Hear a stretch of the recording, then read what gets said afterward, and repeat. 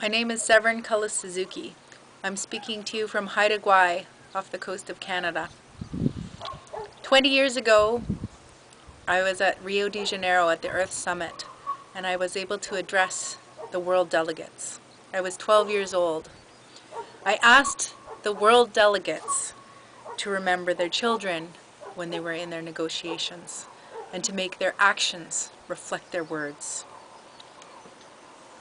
I've spent the past 2 decades speaking out for intergenerational justice as a youth advocate, and I've spent the past 20 years speaking out for leadership for transforming our society from one that is unsustainable to one that is sustainable, from one focused on the short term to one that has a long-term vision.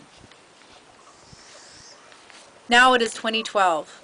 The world is once again heading back to Rio.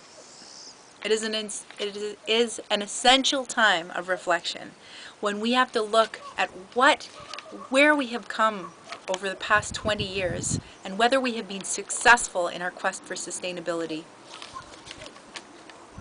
I will be there again, this time as a mother. My perspective has shifted, but my message has not. Today we are even more desperate for transformative change.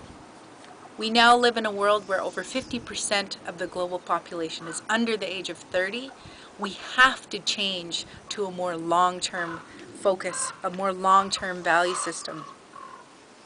We must work against the intergenerational crimes, such as climate change. Last year I heard the French philosopher Pierre Rabhi say, "We're not talking about raising awareness. We are talking about lifting human consciousness." We must reach deep into ourselves as individuals, into our national values, and into our human values, and become champions for a world that will survive.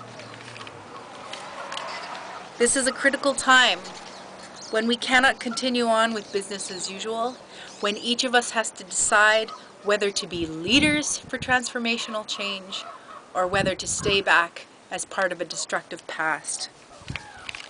We need a paradigm shift to a society that actually promotes justice, sustainability, and democracy. I call on our governments for such a paradigm shift. I call on all of us to be leaders and to make our actions reflect our words. Thank you.